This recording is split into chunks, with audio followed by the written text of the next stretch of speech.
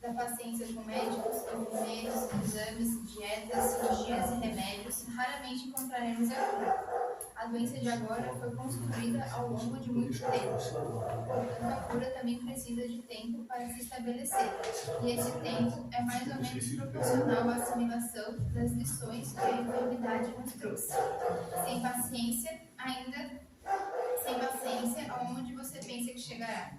Mais próximo da sepultura, talvez. Não desconsidere que o período de uma enfermidade, seja ela qual for, é um tratamento de beleza do espírito. Você já reparou como, em regra, ficamos mais humildes e dóceis quando a doença nos imobiliza as atividades rotineiras?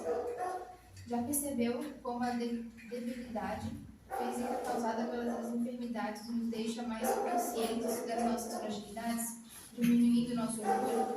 Então, pacientemente agradeça a Deus, seu endereçamento espiritual.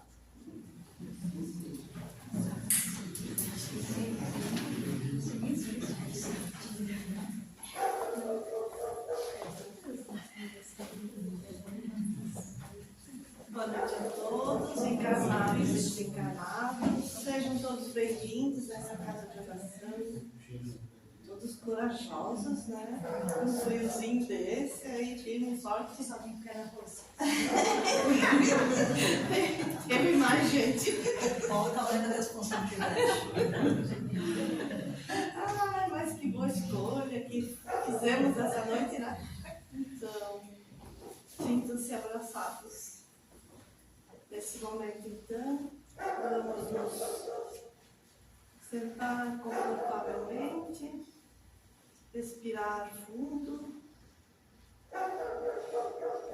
fazer a nossa ligação com o nosso Pai, nosso Divino Mestre Jesus, e a equipe espiritual que aqui trabalha, para agradecer pela oportunidade de poder estar aqui, onde tantos irmãos nossos gostariam de estar e por alguns motivos não puderam estar aqui. Então nós queremos agradecer. Obrigada, Senhor, pelas bênçãos derramadas todos os dias sobre nós. Muito obrigada. E agora então, todos juntos, vamos fazer a prece que o nosso Divino Mestre nos deixou. Pai nosso que estás nos céus, santificado seja o vosso nome. Venha a nós o vosso reino, seja feita a vossa vontade, assim na terra como nos céus. O pão nosso de cada dia nos dai hoje. Perdoai as nossas ofensas, assim como nós perdoamos a quem nos tem ofendido. E não deixeis cair em tentações, mas livrai-nos de todo o mal, e que assim seja. E assim então, passamos a palavra para a nossa querida irmã. Deus te abençoe e abra o teu coração. Que assim seja. Muito obrigada. Meus amados irmãos, minhas irmãs, boa noite a todos. Boa noite. Que alegria estar com vocês. Fazia tanto tempo já, né? Estava com saudade desse povo da Palhoça. Então, que Jesus, esse mestre amigo, ele possa nos envolver e conduzir a nossa fala nessa noite. O tema proposto para a nossa reflexão, caridade moral.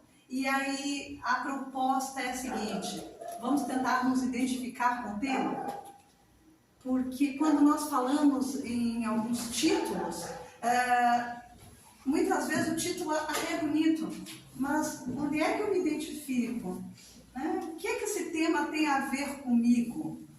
Então, esse é o convite da noite de hoje, tá? Para esse bate-papo, onde nós vamos verdadeiramente tentar nos identificar com o que está sendo dito e tentar, no decorrer dos nossos dias, colocar em prática aquilo que nós identificamos, aquilo que precisamos transformar em nós e aquilo que nós podemos auxiliar o próximo nessa caminhada, nessa jornada terrena.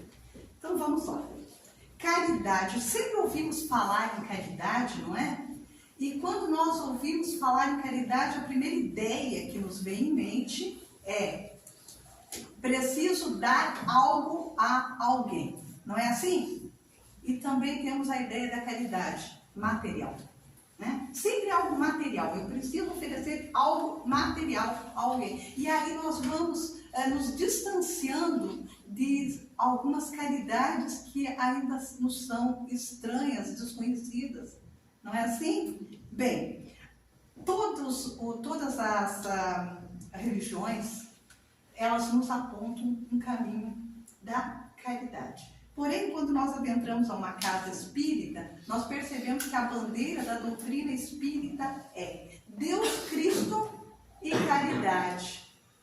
E nós falamos muito sobre o capítulo 15 do Evangelho, que fala do mandamento maior. E qual é o mandamento maior? Perguntaram ao Mestre Jesus: Senhor, qual é o mandamento maior? E Jesus então respondeu: amarás o Senhor teu Deus de todo o teu coração, de toda a tua alma e de todo o teu entendimento. Este é o primeiro e o maior mandamento. E o segundo, semelhante a este, para que não reste nenhuma dúvida: amarás o teu próximo como a ti mesmo. E onde foi que nós não entendemos? Qual foi a parte que nós não entendemos? A ti mesmo. Não, a ti mesmo. Porque eu não tenho como doar algo que não existe em mim. Não há como nós oferecermos algo a alguém que não existe em nós, que não esteja transbordando em nós. Quando nós doamos uma roupa, é porque eu tenho outra para vestir, não é assim? Dificilmente eu vou doar meu casaquinho, porque nós ainda nos preocupamos conosco, não é? Então, dificilmente eu vou doar esse meu casaquinho se eu não tiver outro. Né? Tá frio. Né? Vamos tentar nos identificar com essa friagem toda da noite passada e de hoje. Então, nós não podemos doar aquilo que não existe em nós. Então, primeiramente, eu preciso me amar para poder amar o próximo. Primeiro, eu preciso gostar daquilo que eu estou vendo no espelho todos os dias pela manhã, quando eu acordo, para poder sair do meu quarto, olhar para o próximo e dizer: eu te amo. Eu gosto do que eu estou vendo. Porque se eu não gostar nem daquela primeira imagem que eu vejo no meu espelho, como é que eu vou gostar do outro? Não é? O problema é que nós esperamos que o outro nos ame. E aí está o grande obstáculo. Se eu não estou conseguindo me amar, como é que eu espero que o outro me ame? Então, a primeira caridade é comigo mesmo. Né? Então, Deus, Cristo e caridade. Nós precisamos compreender essa caridade na sua essência. Para que nós possamos falar dessa caridade mais ampla, da caridade moral, eu preciso compreender de que caridade a doutrina espírita está falando. De que caridade as crenças religiosas estão falando. Qual é o apontamento? Então, meus irmãos, na questão 625, em O Livro dos Espíritos, Allan Kardec, o codificador da doutrina espírita, ele vai falar desse modelo e guia. Então, a pergunta que Kardec faz é a seguinte: qual é o tipo mais perfeito que Deus ofereceu ao homem para lhe servir de guia e modelo? É a menor resposta que nós encontramos em O Livro dos Espíritos. Vede Jesus.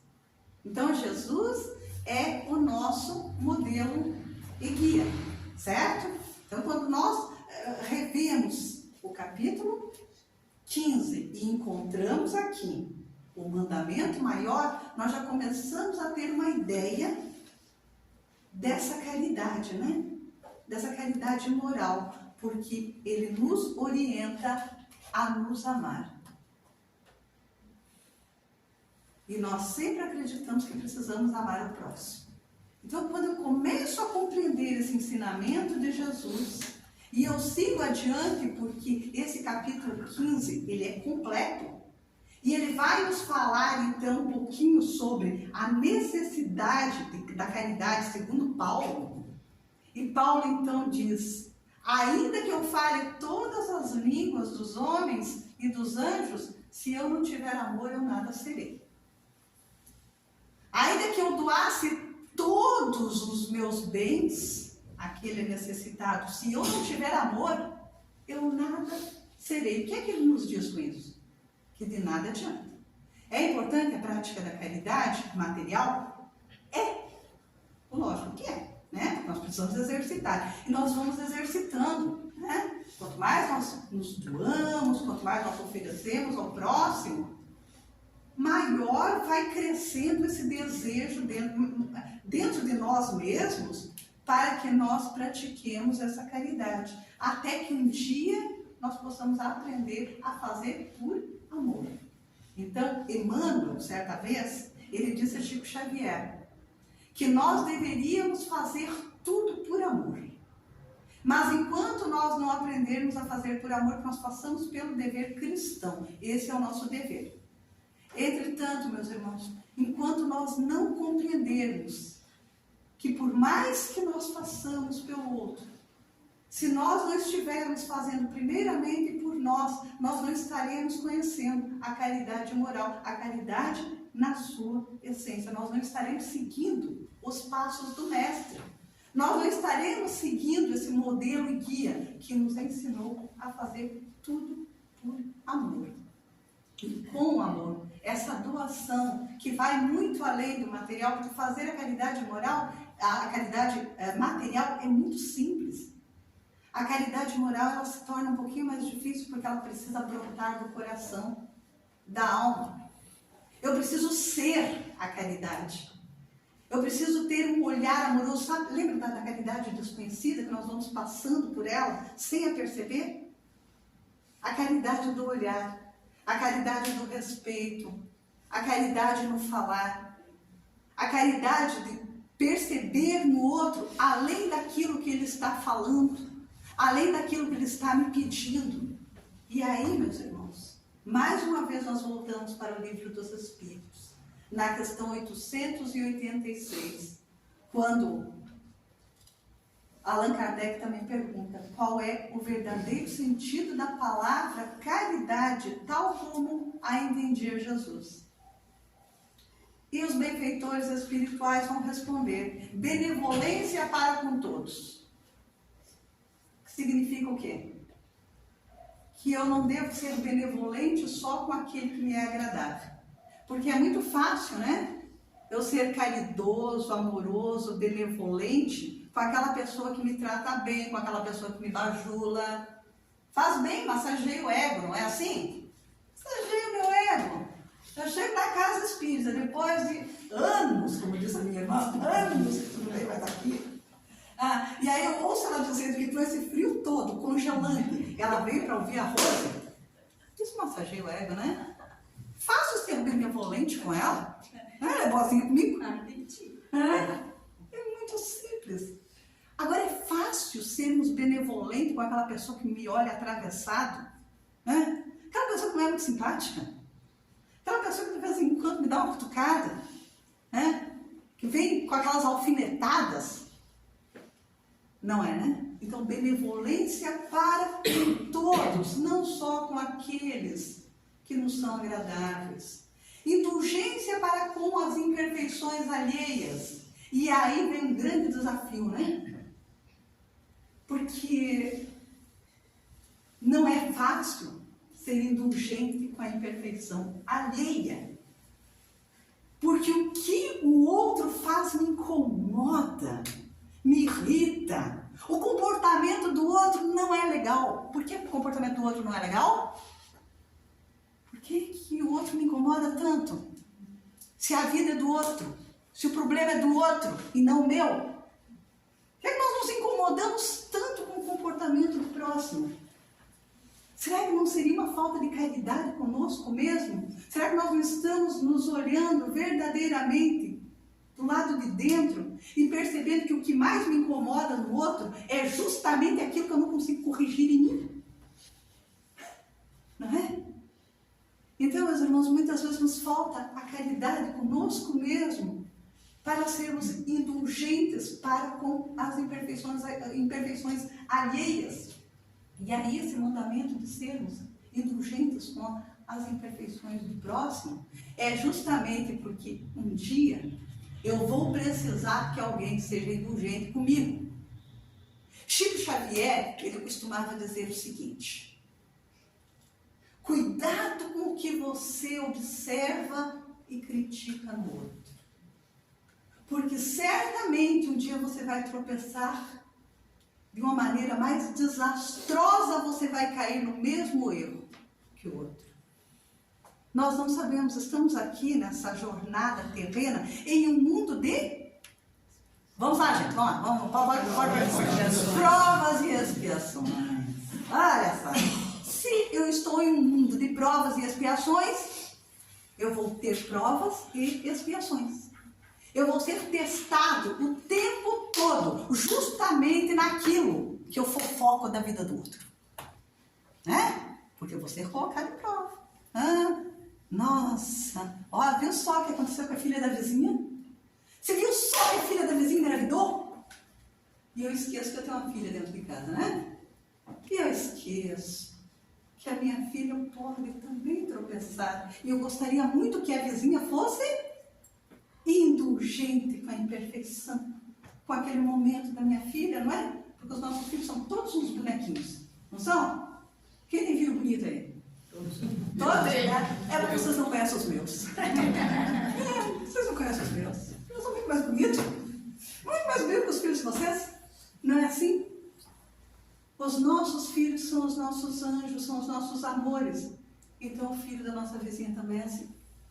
O filho dos nossos amigos também são assim para eles. Então nós deveríamos querer para o filho do próximo o mesmo que nós queremos para os nossos. Então, meus irmãos, quando nós começamos a perceber que caridade, ela vai muito além de oferecer algo material, que ela começa pelo respeito com o próximo, indulgência, quando meu irmão tropeça, que nós sejamos aqueles que levantam o outro e não aqueles que percebem o caído e ainda passam por cima. Tem um ditado popular que diz: não vamos chutar cachorro morto. Não é assim? Como se isso fosse bacana, né? Cachorro morto, nosso irmão. Por quê? Porque ele caiu? Porque ele está passando por dificuldade? E aí depois nós vamos para o templo religioso orar. Não é? Pedir as bênçãos para a nossa família. Como se Deus estivesse à disposição só da minha família. Né? Família do outro não tem importância, né? Conseguimos entender aonde nós deixamos de ser caridosos, amorosos, quando nós faltamos com respeito com o outro. Na verdade, nós estamos faltando com respeito conosco mesmo. Né? Então, conseguimos refletir sobre isso? Para poder compreendermos, então, a caridade tal como entendiu Jesus. E chegarmos no perdão das ofensas. É fácil perdoar? Não é, né? Mas como nós gostaríamos de ser perdoados? Quando nós tropeçamos, quando nós erramos, nós gostaríamos muito de ser perdoados. Mas por que é que nós não perdoamos? Porque nós não compreendemos o perdão também. Existe um equívoco muito grande na questão perdão. Né? Geralmente nós acreditamos que agora eu perdoei e aí, meu Deus do céu, vou ter que voltar a conviver com o meu irmão, né? Porque eu perdoei. Meus irmãos, muitas vezes, né, nessa minha caminhada aí, fazendo palestras de um lado para o outro, eu ouvi também muitos espíritas, evangélicos, católicos, não importa, dizendo que quem perdoa tem que esquecer. Nós não temos amnésia. Não vamos esquecer, não. Quem perdoa vai compreender que o perdão é uma libertação. Eu estou me libertando. Estou libertando o outro. Estou permitindo que ele siga em frente. Isso não significa que eu tenho que ficar colado no outro. Que eu preciso voltar a receber o outro para cafezinho na minha casa. Não. A confiança em algum momento foi quebrada e ela precisa ser reconstruída, reconquistada. Porque eu não vou esquecer o que o outro fez. Alguém tem algum ferimento profundo que ficou alguma cicatriz? E a gente não consegue esquecer, né? Porque eu tenho. E eu sei exatamente onde foi que eu machuquei. Eu sei, eu lembro onde foi que eu fiz arte, tá? Eu lembro. Eu vou olhar para aquela ferida, para aquela cicatriz. E eu vou ver a cicatriz, vou lembrar onde foi, como foi, só que ela não vai doer mais. É assim o perdão, né? Eu vou lembrar, eu não tenho amnésia. Eu sei onde eu machuquei. Eu sei como me feri. Mas não dói mais. Então, meus irmãos, quando nós dizemos que não perdoamos e continuamos lembrando e relembrando, falando mal do outro, e eu não perdoo, é porque eu estou permitindo que aquela ferida sangre novamente. E ela não precisa sangrar, ela é só uma cicatriz. Ela já ficou como experiência. Estamos aqui para reajustes, não é? O mundo de provas e expiações é a escola das almas. Nós estamos aqui para reajustar, para compreender que muitas vezes não foi o outro que me feriu no passado, fui eu que feri o outro. E hoje o outro vem justamente como cobrador, né? Então, como eu não sei quem foi que feriu quem, eu preciso me libertar. Eu preciso dessa questão perdão das ofensas, porque o outro também está se reajustando, o outro também está aprendendo. Então, benevolência para com semelhantes, frutos do amor ao próximo, produz a afabilidade e a doçura, que lhes são a manifestação. Manifestação do quê? Da alma. De uma alma que está se libertando, que está se iluminando, que está querendo se tornar um pouquinho melhor, um cadinho melhor, como dizia Chico, né? Estamos distantes ainda dessa perfeição moral. Estamos distantes ainda desse sentimento nobre, desses sentimentos nobres, né, que é a benevolência para com todos, a indulgência com a imperfeição alheia e o perdão das ofensas. Nós vamos exercitando, compreendendo que tudo isso é caridade. Esse é o entendimento de Jesus. Porque sem isso, sem essa benevolência, sem essa indulgência, sem esse perdão, nós não estaremos sendo caridosos. E de nada adianta eu dizer, não, mas eu levei uma cesta básica lá. Eu ajudei, eu levei alimentos. Eu fui lá, eu participei lá do evento da Casa Espírita. Teve café esses dias atrás, né? Bem próximo. Eu fui lá, participei bem bonitinho. Estou sempre lá no centro espírita, trabalhando, atendendo os irmãozinhos. Meus irmãos, não é para que a gente faça esperando recompensa. Porque muitas vezes nós vamos para a Casa Espírita já pensando nas bênçãos que nós podemos receber através do nosso trabalho. E isso é troca. Né? Isso é negociação. Nós não precisamos negociar nada. Então, a caridade moral, ela precisa estar além desse desejo de fazer algo material pelo outro. Eu preciso verdadeiramente fazer e me libertar daquilo que eu fiz. Eu costumo dizer, né, em casa, costumamos conversar sobre isso, né, que quando nós doamos algo para alguém, nós não precisamos mais ficar nos questionando também o que o outro vai fazer com aquilo que eu doei. Né? Quando eu ofereço algo para alguém, esse livro, enquanto está comigo, ele é meu. A partir do momento que eu entreguei para minha irmã, é dela. O que ela vai fazer com o livro é problema dela e não meu. Muitas vezes alguém nos pede um trocadinho e nós tiramos aquele dinheiro, né, com muito cuidado do bolso, entregamos para o outro. E quantos de nós ficam se perguntando, será que não vai beber? Será que não vai usar droga? Mas esse é problema teu, o dinheiro não é mais seu. Você deu para o outro, você entregou para o outro. O dinheiro não é mais seu, é do outro. O que ele vai fazer com o dinheiro é problema dele. E quando nós fazemos algo por alguém, nós não deveríamos sequer esperar um muito obrigado, tá? Porque isso é problema do outro. Se ele vai falar muito obrigado, é problema dele. Eu sei o que eu fiz, eu sei do meu sentimento. O sentimento do outro não é problema meu. Quantas vezes nós conversamos com algumas pessoas que dizem, não ajudo mais. Mas não ajudo mais porque é um ingrato. Porque é uma ingrata. Imagina, entreguei lá com todo carinho, com todo o amor, a pessoa nem obrigada me disse. Mal agradecido. Olha só, meus irmãos, como nós esperamos troca, como nós esperamos recompensa. Como nós criamos expectativas em relação ao nosso doar. Então nós não estamos ainda doando de corpo e alma. Nós não estamos doando de coração. Vamos lá, vamos adiante. Questão 888 em O Livro dos Espíritos. Allan Kardec pergunta: reprovais a esmola? Olha só que pergunta interessante, né? Às vezes a gente fala de esmola como se fosse algo tão pesado. Reprovais a esmola?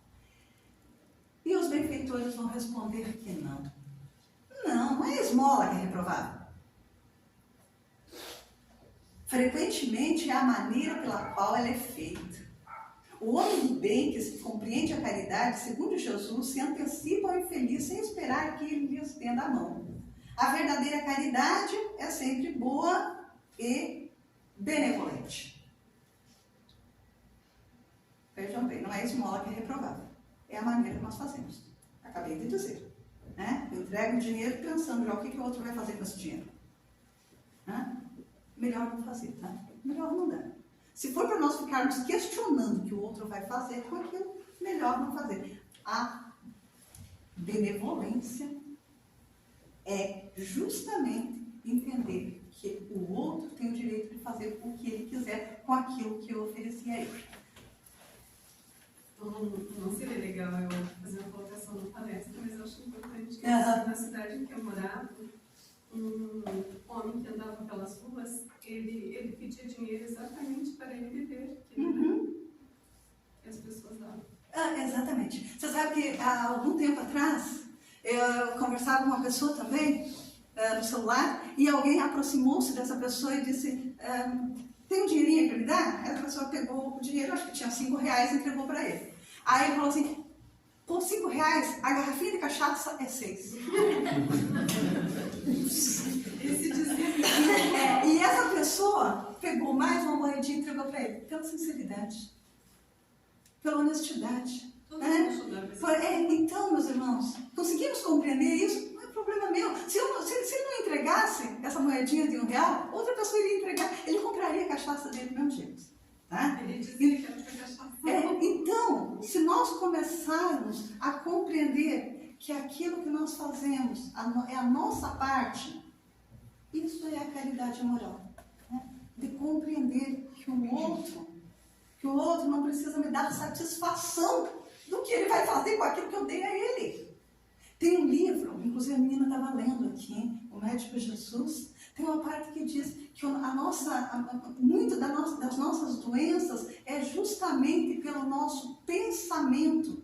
Nós ficamos alimentando pensamentos negativos em relação a nós mesmos e em relação ao outro.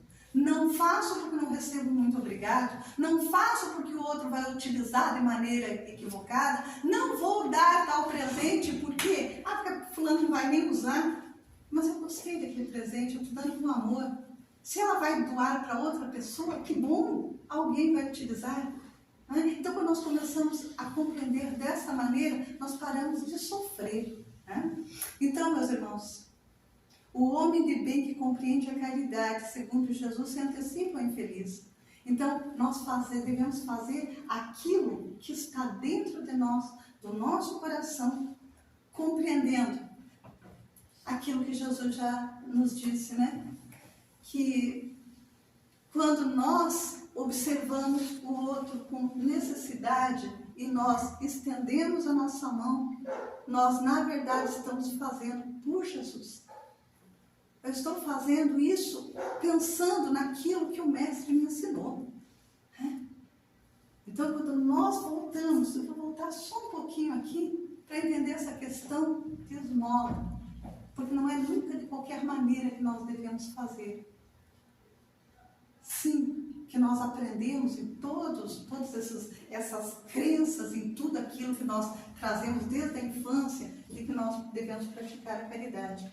Só que muitas vezes a caridade, de forma equivocada, ela se torna esmola e ela pode sim fazer um grande mal para aquele que está recebendo, né?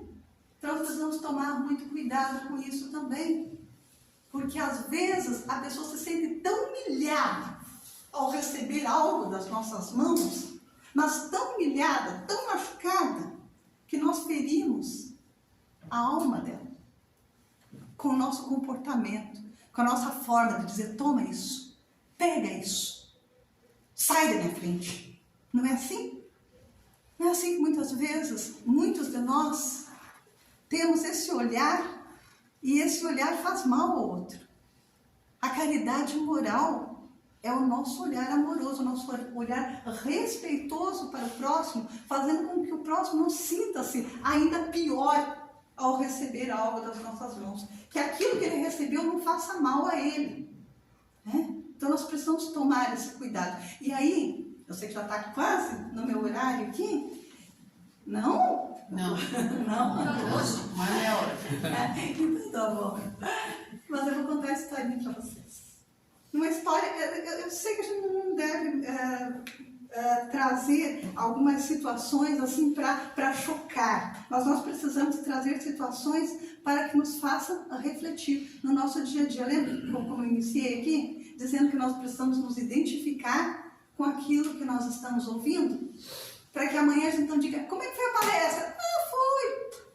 Fui lá, ouvi falar de caridade. Não, nós precisamos no dia seguinte lembrar e relembrar daquilo que foi falado, para que isso nos sirva de lição, de exemplificação, para que nós verdadeiramente queiramos nos transformar e nos identifiquemos com a dor do próximo. Então, eu vou contar para vocês. Era uma vez uma cidadezinha muito pequena e que havia algumas famílias muito pobres. E nessa cidadezinha tinha uma empresa, na verdade uma serraria, onde tinha máquinas na época muito, não era como a tecnologia de hoje, né? Então as máquinas eram tanto quanto perigosas. E crianças trabalhavam nessa empresa. Lá pelos anos nos anos 70, 75 mais ou menos, nessa época. Uma família muito pobre, e aí tinha a mãe, os filhos, o irmãozinho trabalhava nessa empresa, e o irmãozinho certo dia cortou a mão, o dedo, em uma das máquinas. E ele foi levado para o hospital de uma cidade vizinha. E era muito difícil para essa mãe ir ver o filho, ir visitar o filho. Então ela tinha que acordar muito cedo para pegar uma carona com alguém da empresa que levasse até essa cidadezinha vizinha. E era o dia da alta do irmãozinho. E aí saiu a mãe, bem cedo, com essa filhinha, e as duas saíram sem o café da manhã. Mas elas não saíram sem o café da manhã só pela pressa, só para não perder a carona. Elas saíram sem o café da manhã, não tinha nada para comer. Era uma família muito pobre. Aí chegaram no hospital, às 8 horas da manhã, mais ou menos, muito cedo. E a visita no hospital, a entrada no hospital era só a partir das 11 da manhã. Então, as horas foram passando e a fome foi aumentando. Próximo já do horário da entrada do hospital, eis que duas moças chegaram, sentaram-se em frente a essa mãe com a menininha, e as moças tiraram da sacolinha uma maçã. Maçã, sabe o que era maçã? Era uma barra de ouro. A maçã era uma raridade, não tinha maçã. E mesmo nos locais onde se encontrava a maçã, era muito caro. Não tinha dinheiro para comprar. E aquela menininha olhava para a moça com aquela maçã na mão, e a mãe cutucava a menina, né? Para de olhar que feio. Mas a menina, né, não resistia. Aquela maçã belíssima. Bom, chegou a hora, abriu o hospital, as portas do hospital, a mãe entrou, a menininha ficou ali. E a menininha continuou olhando. Continuou olhando para aquela moça com aquela maçã belíssima na mão. E a moça começou a descascar a maçã. E a menina olhando. O que a moça fez? Pegou a casca da maçã e deu para a menininha. Ela deu para a menininha aquilo que ela jogaria no lixo. E aquela menina, morta da fome, engoliu aquelas cascas quase que inteiras. O desejo de comer aquela maçã era tanto que ela engoliu a casca. E ela sentiu depois uma dor no estômago terrível, mas ela não podia contar para a mãe dela, porque certamente ela levaria umas palmadas, né? Porque por que é que você foi olhar para a moça que estava com a maçã na mão? Então ela não contou para ninguém, e aquela dor foi aumentando, e aquilo foi fazendo mal.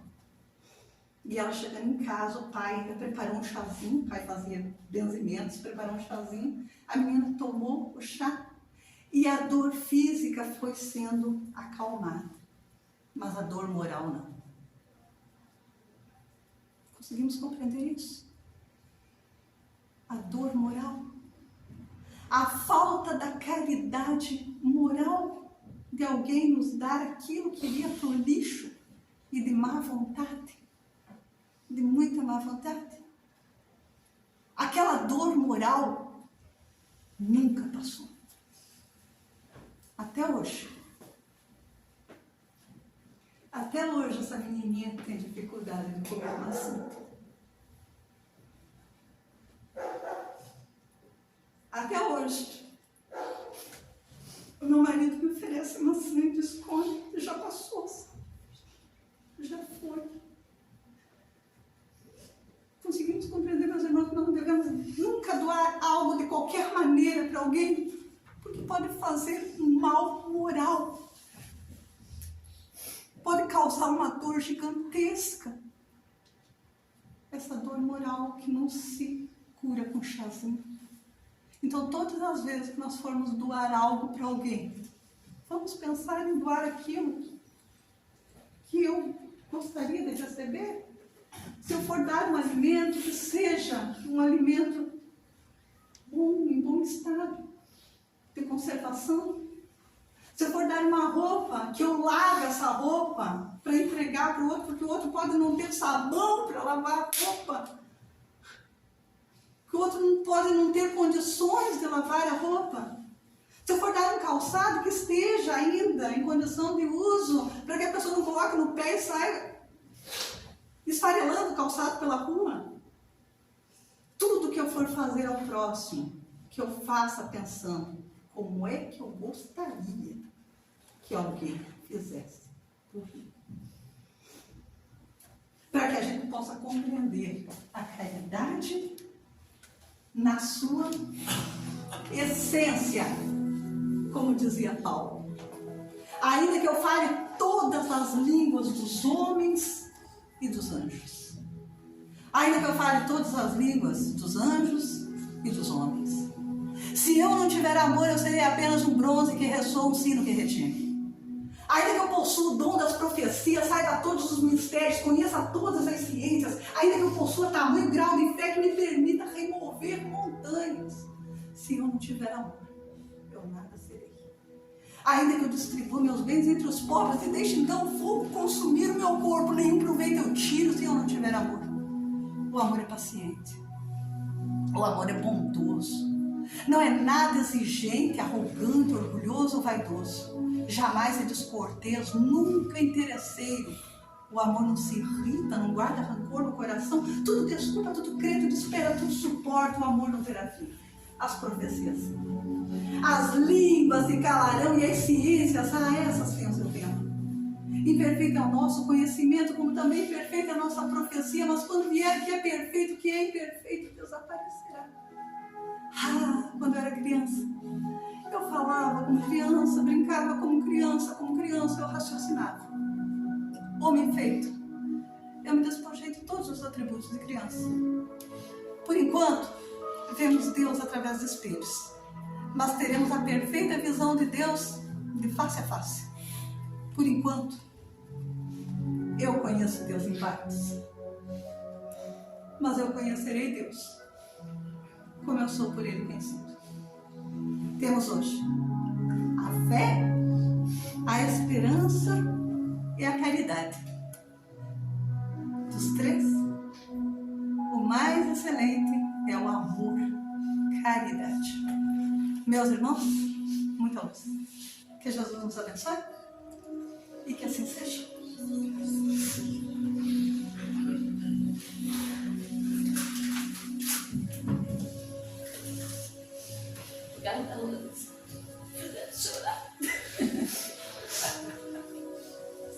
esses momentos de reflexão que fazem a diferença na nossa vida. Acho que todo mundo aqui já passou por algum momento assim.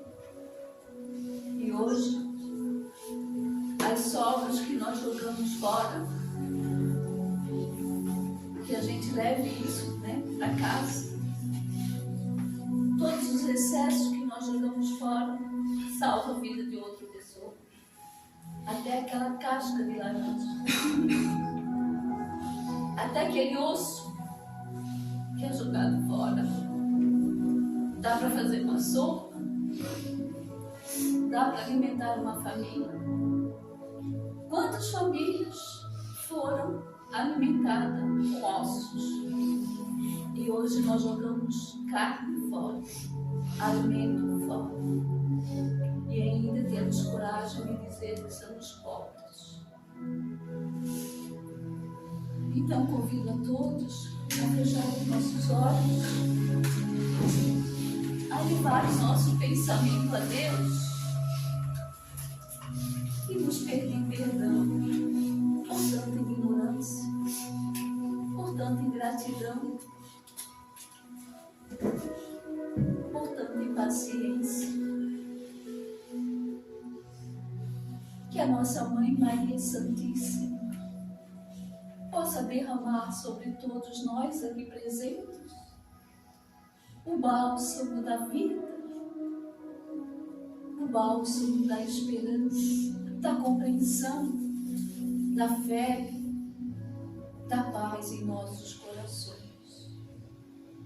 Obrigada, Senhor. Obrigada, Jesus, pela oportunidade de estarmos aqui hoje, alimentando a nossa alma. Que essa prece, Senhor, possa ir de encontro a todos os teus filhos necessitados, famintos de amor, famintos de alimento. Tu sabes, Senhor, aonde o teu filho se encontra. Derrama do teu laboratório divino o bálsamo da vida. Pai nosso que estás no céu, santificado seja o vosso nome. Venha a nós o vosso reino. Seja feita a vossa vontade, assim na terra como nos céus. O pão nosso de cada dia nos dai hoje. Perdoa, Senhor, as nossas ofensas, assim como nós perdoamos a quem nos tem ofendido. E não nos deixeis cairmos em tentações, mas livra, Pai, de todo mal, que assim seja.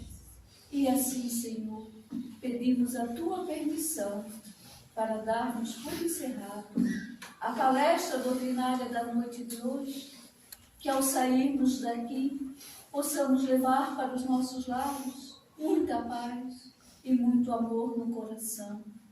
Que Deus abençoe a cada um de nós.